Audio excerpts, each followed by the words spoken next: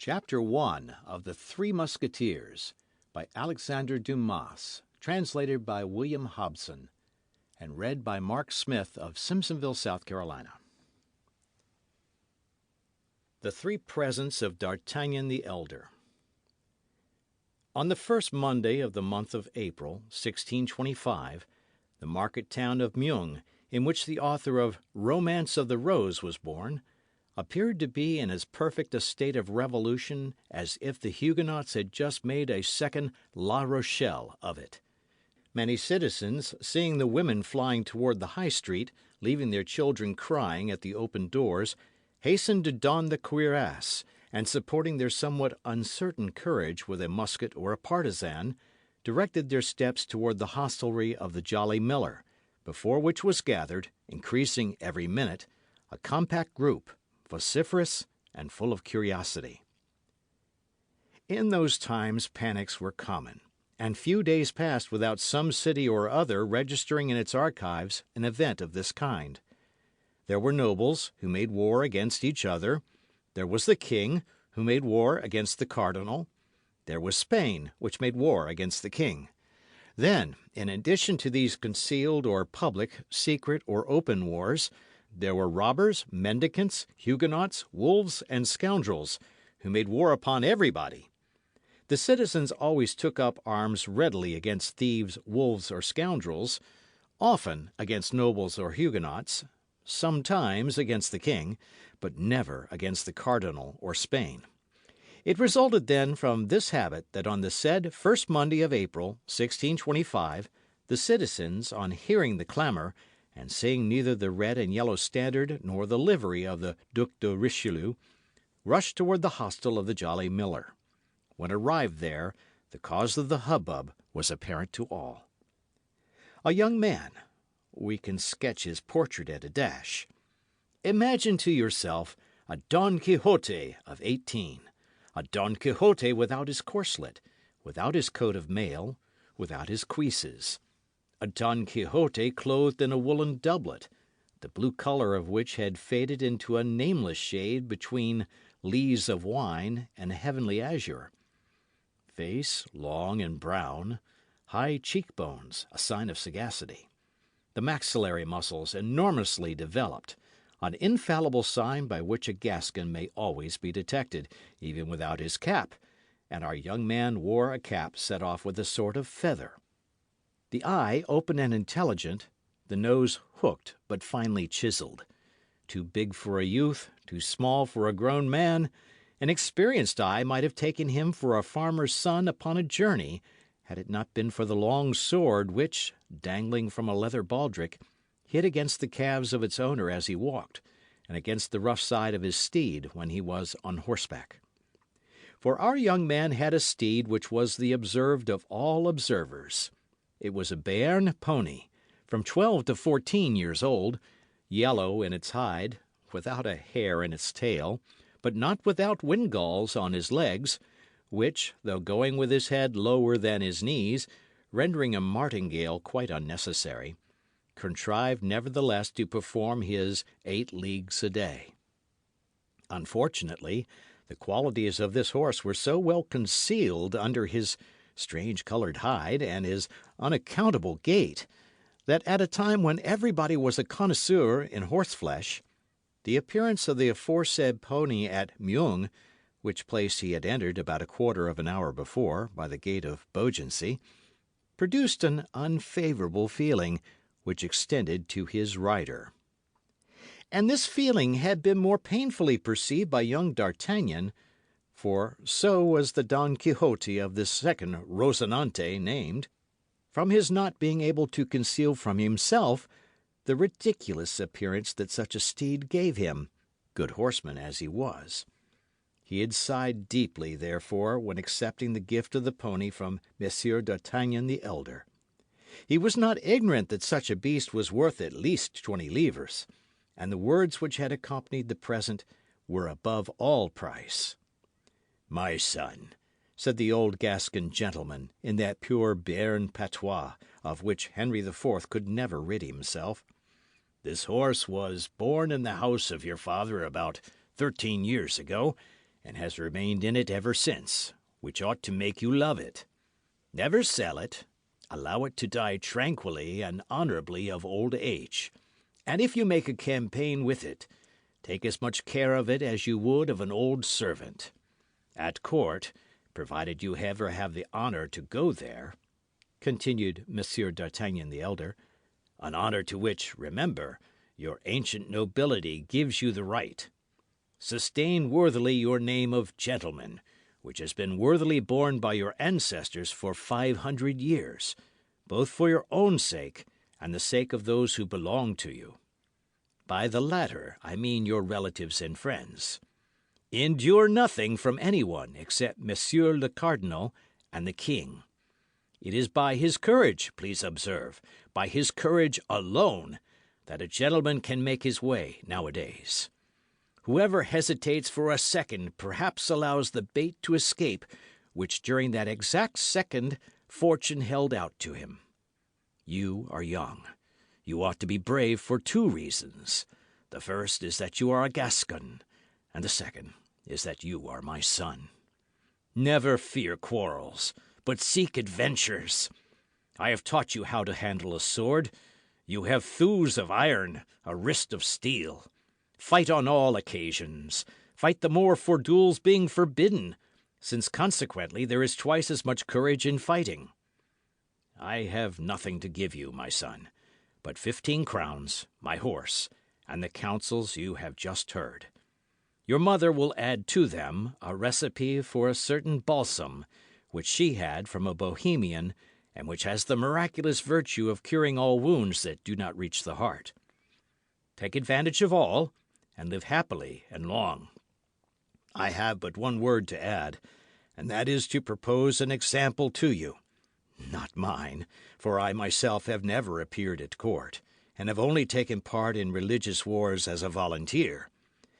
I speak of Monsieur de Tréville, who was formerly my neighbour, and who had the honour to be, as a child, the playfellow of our King Louis XIII, whom God preserve. Sometimes their play degenerated into battles, and in these battles the king was not always the stronger. The blows which he received increased greatly his esteem and friendship for Monsieur de Tréville. Afterward, Monsieur de Tréville fought with others. In his first journey to Paris, 5 times. From the death of the late king till the young one came of age, without reckoning wars and sieges, 7 times. And from that date up to the present day, 100 times, perhaps. So that in spite of edicts, ordinances, and decrees, there he is, captain of the Musketeers. That is to say, chief of a legion of Caesars, whom the king holds in great esteem, and whom the cardinal dreads. He who dreads nothing, as it is said. Still further, Monsieur de Tréville gains 10,000 crowns a year. He is therefore a great noble. He began as you begin. Go to him with this letter, and make him your model in order that you may do as he has done. Upon which Monsieur d'Artagnan the elder girded his own sword round his son, kissed him tenderly on both cheeks, and gave him his benediction. On leaving the paternal chamber, the young man found his mother, who was waiting for him with the famous recipe of which the counsels we have just repeated would necessitate frequent employment. The adieux were on this side longer and more tender than they had been on the other. Not that Monsieur d'Artagnan did not love his son, who was his only offspring, but Monsieur d'Artagnan was a man, and he would have considered it unworthy of a man to give way to his feelings, whereas Madame d'Artagnan was a woman, and still more, a mother. She wept abundantly, and, let us speak it to the praise of Monsieur d'Artagnan the younger, notwithstanding the efforts he made to remain firm, as a future musketeer ought, nature prevailed, and he shed many tears, of which he succeeded with great difficulty in concealing the half. The same day the man set forward on his journey, furnished with the 3 paternal gifts, which consisted, as we have said, of 15 crowns, the horse, and the letter for Monsieur de Tréville, the counsels being thrown into the bargain. With such a vade mecum, D'Artagnan was morally and physically an exact copy of the hero of Cervantes, to whom we so happily compared him when our duty of an historian placed us under the necessity of sketching his portrait. Don Quixote took windmills for giants, and sheep for armies. D'Artagnan took every smile for an insult, and every look as a provocation, whence it resulted that from Tarbes to Meung his fist was constantly doubled, or his hand on the hilt of his sword, and yet the fist did not descend upon any jaw, nor did the sword issue from its scabbard.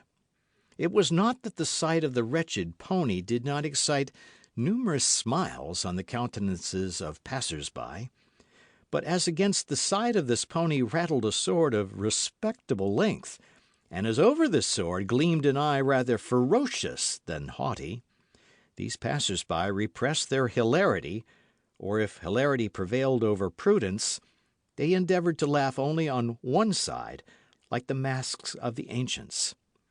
D'Artagnan, then, remained majestic and intact in his susceptibility, till he came to this unlucky city of Meung. But there, as he was alighting from his horse at the gate of the Jolly Miller, without any one, host, waiter, or hostler, coming to hold his stirrup or take his horse, D'Artagnan spied, through an open window on the ground floor, a gentleman, well made and of good carriage, although of rather a stern countenance, talking with two persons who appeared to listen to him with respect. D'Artagnan fancied quite naturally, according to his custom, that he must be the object of their conversation, and listened. This time D'Artagnan was only in part mistaken. He himself was not in question, but his horse was. The gentleman appeared to be enumerating all his qualities to his auditors, and, as I have said, the auditors seemed to have great deference for the narrator. They every moment burst into fits of laughter. Now, as a half smile was sufficient to awake the irascibility of the young man, the effect produced upon him by this vociferous mirth may be easily imagined. Nevertheless, D'Artagnan was desirous of examining the appearance of this impertinent personage who ridiculed him. He fixed his haughty eye upon the stranger, and perceived a man of from 40 to 45 years of age, with black and piercing eyes, pale complexion, a strongly marked nose, and a black and well-shaped moustache. He was dressed in a doublet and hose of a violet colour, with aiguillettes of the same colour, without any other ornaments than the customary slashes through which the shirt appeared. This doublet and hose, though new, were creased, like travelling clothes for a long time packed in a portmanteau. D'Artagnan made all these remarks with the rapidity of a most minute observer, and doubtless from an instinctive feeling that this stranger was destined to have a great influence over his future life. Now, as at the moment in which D'Artagnan fixed his eyes upon the gentleman in the violet doublet, the gentleman made one of his most knowing and profound remarks respecting the Béarnese pony. His two auditors laughed even louder than before, and he himself, though contrary to his custom, allowed a pale smile, if I may be allowed to use such an expression, to stray over his countenance. This time there could be no doubt. D'Artagnan was really insulted. Full, then, of this conviction, he pulled his cap down over his eyes, and endeavouring to copy some of the court airs he had picked up in Gascony among young travelling nobles, he advanced with one hand on the hilt of his sword, and the other resting on his hip. Unfortunately, as he advanced, his anger increased at every step, and instead of the proper and lofty speech he had prepared as a prelude to his challenge, he found nothing at the tip of his tongue but a gross personality, which he accompanied with a furious gesture. "I say, sir, you, sir, who are hiding yourself behind that shutter. Yes, you, sir. Tell me what you are laughing at, and we will laugh together." The gentleman raised his eyes slowly from the nag to his cavalier, as if he required some time to ascertain whether it could be to him that such strange reproaches were addressed. Then, when he could not possibly entertain any doubt of the matter, his eyebrows slightly bent, and with an accent of irony and insolence impossible to be described, he replied to D'Artagnan, "I was not speaking to you, sir." "But I am speaking to you," replied the young man, additionally exasperated with this mixture of insolence and good manners, of politeness and scorn. The stranger looked at him again with a slight smile, and retiring from the window, came out of the hostelry with a slow step, and placed himself before the horse, within 2 paces of D'Artagnan. His quiet manner, and the ironical expression of his countenance, redoubled the mirth of the persons with whom he had been talking, and who still remained at the window. D'Artagnan, seeing him approach, drew his sword a foot out of the scabbard. "This horse is decidedly, or rather has been in his youth, a buttercup," resumed the stranger, continuing the remarks he had begun, and addressing himself to his auditors at the window, without paying the least attention to the exasperation of D'Artagnan, who, however, placed himself between him and them. "It is a colour very well known in botany, but till the present time very rare among horses. There are people who laugh at the horse that would not dare to laugh at the master," cried the young emulator of the furious Tréville. "I do not often laugh, sir," replied the stranger, "as you may perceive by the expression of my countenance. But nevertheless I retain the privilege of laughing when I please." "And I," cried D'Artagnan, "will allow no man to laugh when it displeases me." "Indeed, sir," continued the stranger, more calm than ever. "Well, that is perfectly right." And turning on his heel, was about to re-enter the hostelry by the front gate, beneath which D'Artagnan, on arriving, had observed a saddled horse. But D'Artagnan was not of a character to allow a man to escape him thus who had the insolence to ridicule him. He drew his sword entirely from the scabbard and followed him, crying, "Turn, turn, Master Joker, lest I strike you behind." "Strike me?" said the other, turning on his heels, and surveying the young man with as much astonishment as contempt. "Why, my good fellow, you must be mad." Then, in a suppressed tone, as if speaking to himself, "This is annoying," continued he. "What a godsend this would be for his Majesty, who is seeking everywhere for brave fellows to recruit for his musketeers." He had scarcely finished when D'Artagnan made such a furious lunge at him that if he had not sprung nimbly backward, it is probable he would have jested for the last time. The stranger, then perceiving that the matter went beyond raillery, drew his sword, saluted his adversary, and seriously placed himself on guard. But at the same moment his 2 auditors, accompanied by the host, fell upon D'Artagnan with sticks, shovels, and tongs. This caused so rapid and complete a diversion from the attack that D'Artagnan's adversary, while the latter turned round to face this shower of blows, sheathed his sword with the same precision, and instead of an actor, which he had nearly been, became a spectator of the fight, a part in which he acquitted himself with his usual impassiveness, muttering nevertheless, "A plague upon these Gascons!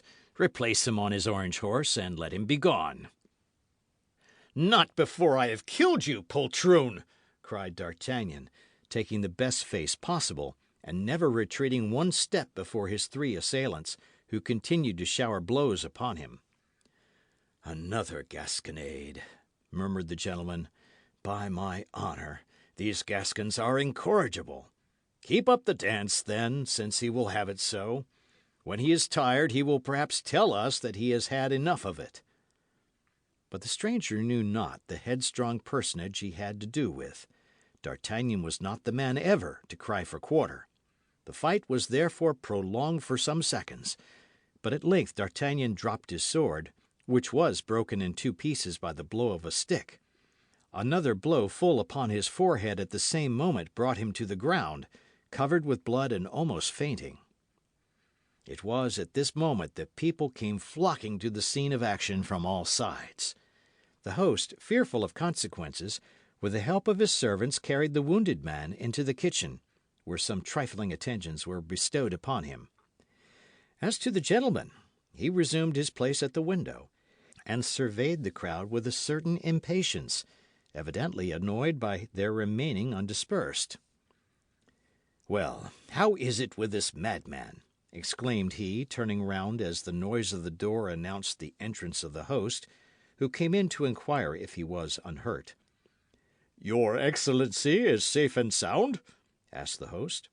"Oh, yes, perfectly safe and sound, my good host.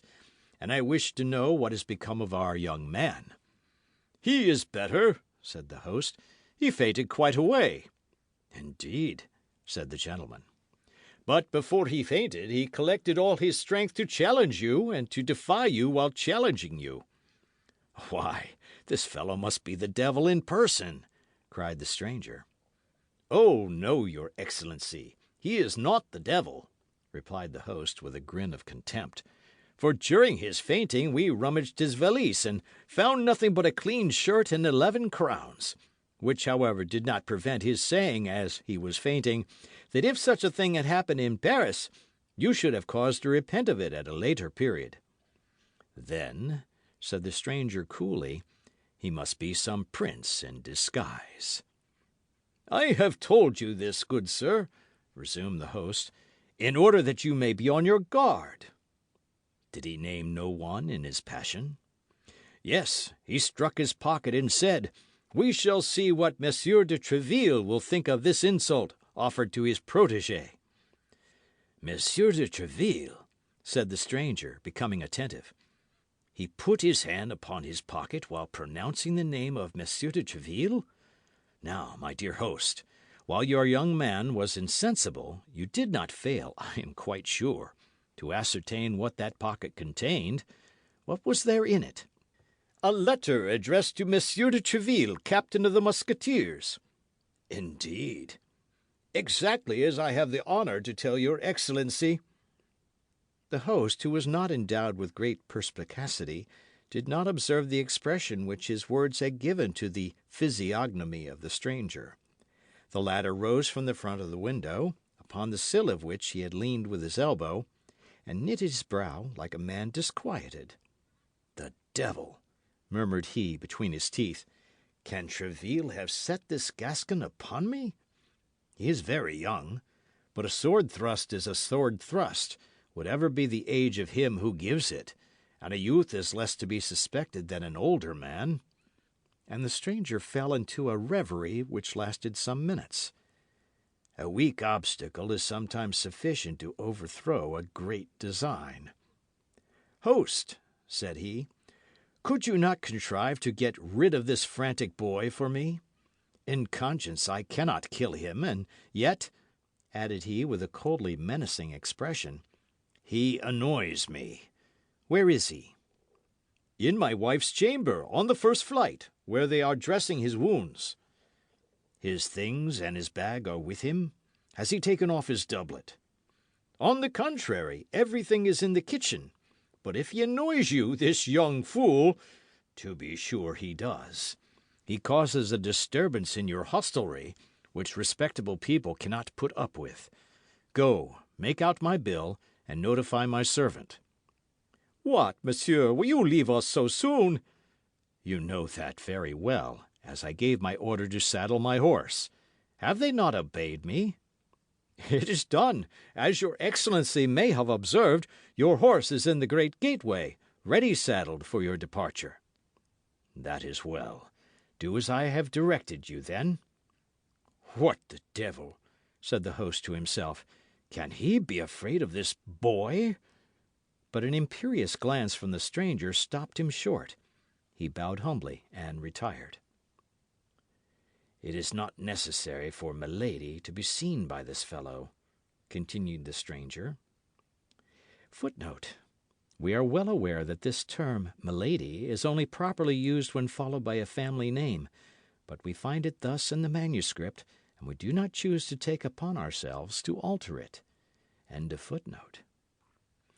"She will soon pass. She is already late. I had better get on horseback and go and meet her.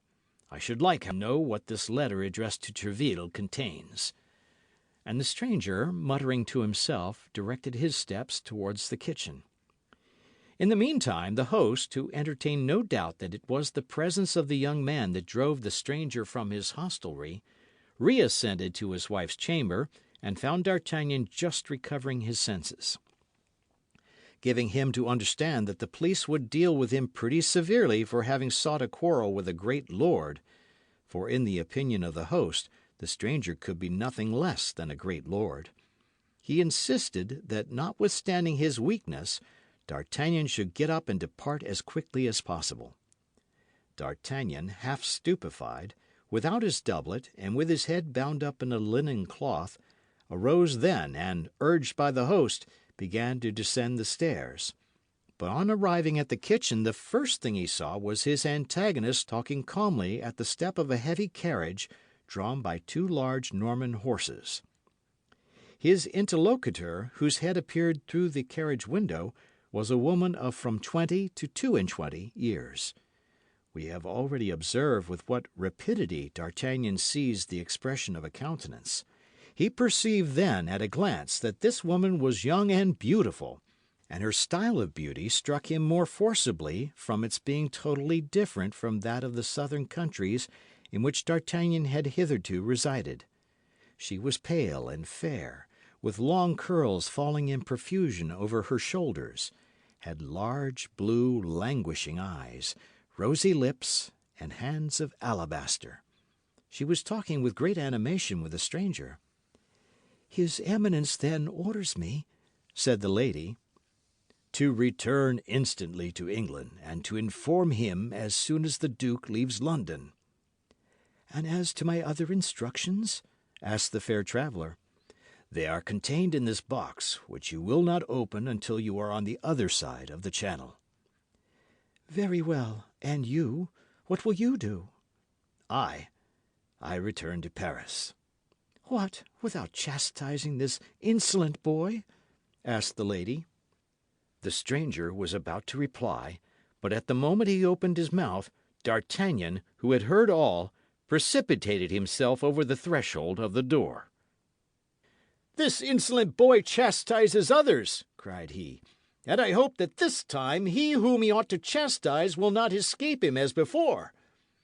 "Will not escape him?" replied the stranger, knitting his brow. "No, before a woman you would dare not fly, I presume."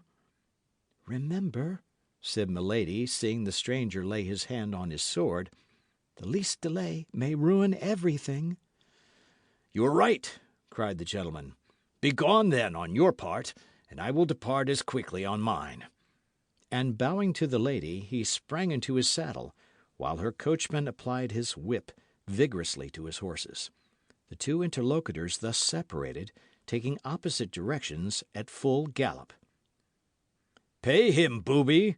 cried the stranger to his servant, without checking the speed of his horse, and the man, after throwing 2 or 3 silver pieces at the foot of mine host, galloped after his master. "Base coward! False gentleman!" cried D'Artagnan, springing forward in his turn after the servant. But his wound had rendered him too weak to support such an exertion. Scarcely had he gone 10 steps when his ears began to tingle, a faintness seized him, a cloud of blood passed over his eyes, and he fell in the middle of the street, crying still, "Coward! Coward! Coward!"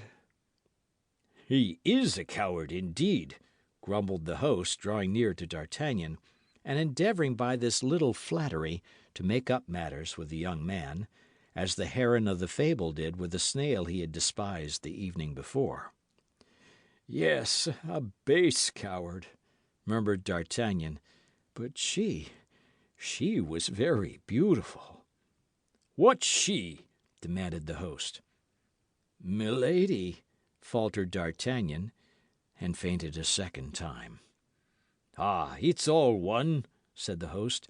"I have lost 2 customers, but this one remains, of whom I am pretty certain for some days to come. There will be 11 crowns gained." It is to be remembered that 11 crowns was just the sum that remained in D'Artagnan's purse. The host had reckoned upon 11 days of confinement at 1 crown a day, but he had reckoned without his guest. On the following morning at 5 o'clock D'Artagnan arose, and descending to the kitchen without help, asked, among other ingredients the list of which has not come down to us, for some oil, some wine, and some rosemary, and with his mother's recipe in his hand, composed a balsam with which he anointed his numerous wounds, replacing his bandages himself, and positively refusing the assistance of any doctor. D'Artagnan walked about that same evening, and was almost cured by the morrow. But when the time came to pay for his rosemary, this oil, and the wine, the only expense the master had incurred, as he had preserved a strict abstinence, while on the contrary the yellow horse, by the account of the hostler at least, had eaten 3 times as much as a horse of his size could reasonably be supposed to have done. D'Artagnan found nothing in his pocket but his little old velvet purse with the 11 crowns it contained, for as to the letter addressed to Monsieur de Treville, it had disappeared. The young man commenced his search for the letter with the greatest patience, turning out his pockets of all kinds over and over again, rummaging and re-rummaging in his valise, and opening and reopening his purse.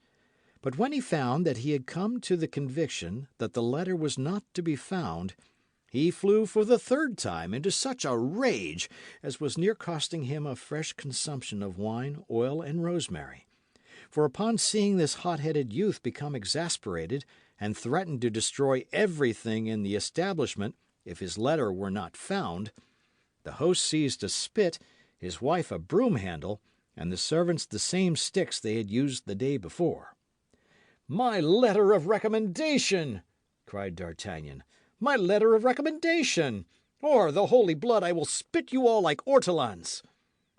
Unfortunately, there was one circumstance which created a powerful obstacle to the accomplishment of this threat, which was, as we have related, that his sword had been in his first conflict broken in 2, and which he had entirely forgotten. Hence it resulted when D'Artagnan proceeded to draw his sword in earnest, he found himself purely and simply armed with a stump of a sword about 8 or 10 inches in length, which the host had carefully placed in the scabbard. As to the rest of the blade, the master had slyly put that on one side to make himself a larding pin. But this deception would probably not have stopped our fiery young man if the host had not reflected that the reclamation which his guest made was perfectly just. "But, after all," said he, lowering the point of his spit, "where is this letter?" "Yes, where is this letter?" cried D'Artagnan.